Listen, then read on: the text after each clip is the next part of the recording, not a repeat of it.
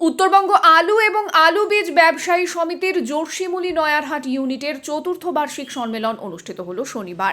জোরশিমুলি বাজারে আয়োজিত এই সম্মেলনে উপস্থিত ছিলেন উত্তরবঙ্গ আলু ব্যবসায়ী সমিতির সম্পাদক বাবলু চৌধুরী, উত্তরবঙ্গ আলু বীজ ব্যবসায়ী সমিতির সম্পাদক শিবু চক্রবর্তী, সভাপতি স্বপন দত্ত, জোরশিমুলি নয়ারহাট ইউনিটের সদস্য নিরোদ রায়কার্জি, উমেশ বর্মন, শাহজাহান মিয়া প্রমুখ।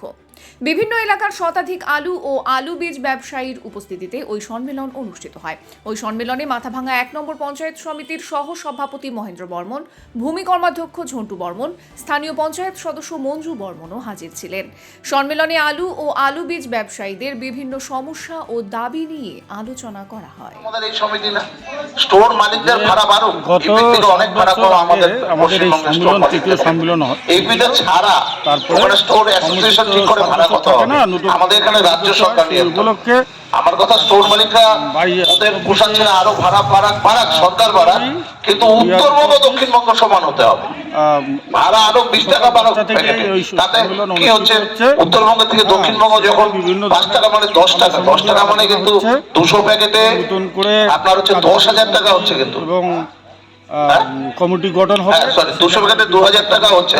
তো ২,০০০ টাকা আমরা প্রত্যেক গাড়িতে আমাদের বেশি হয়ে যাচ্ছে, অনেক সমস্যা প্রতিযোগিতার মার্কেটে আমরা সেটা পেরে উঠছি করতে হয়। আমরা বিভিন্ন মিটিং এর জন্য বলি উত্তর দক্ষিণ সমান করতে হবে। আলুর আগে আমাদের কৃষি মন্ত্রী ছিলেন কমল, তখন থেকে আমরা এই নিয়ে লড়ে যাই।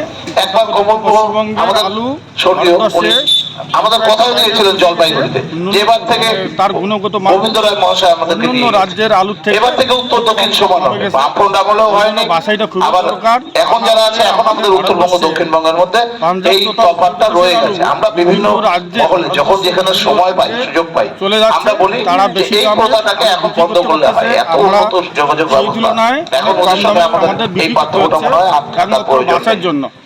সেই সাথে আমরা এবার জোর কদমে লাগলাম যে আমরা জানেন যে ২০ সালে আমাদের লাভ হয়েছিল, ২১ লোকসান, ২২ সালে মহা লোকসান, আর ২৩ আসার পর আবার বিষয়বস্তু ছিল।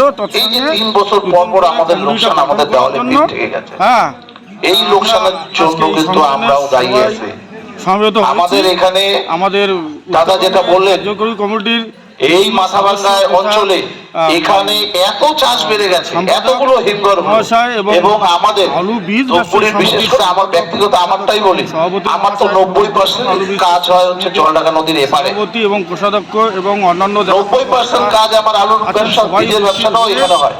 এবং প্রথম থেকেই আমরা ব্যবসা রাখি, আমাদের এই এখানে যারা আছে অনেকের সঙ্গে ব্যবসা হয়, এবং আমাদের প্রথম থেকে ব্যবসা করতে গিয়ে প্রথম আলুর র্যাকের মাল কিন্তু এই এলাকা থেকে সবাইকে নিয়ে পঞ্চায়েতকে নিয়ে আমাদের আজকে, কিন্তু সেই আলুগুলো যাওয়ার পরে কিন্তু ক্লেম হচ্ছে, ওখানে যাওয়ার পরে আমাদের ক্লেম হচ্ছে, র্যাকেও ক্লেম হচ্ছে, ট্রাক লোডিং এ ক্লেম হচ্ছে এই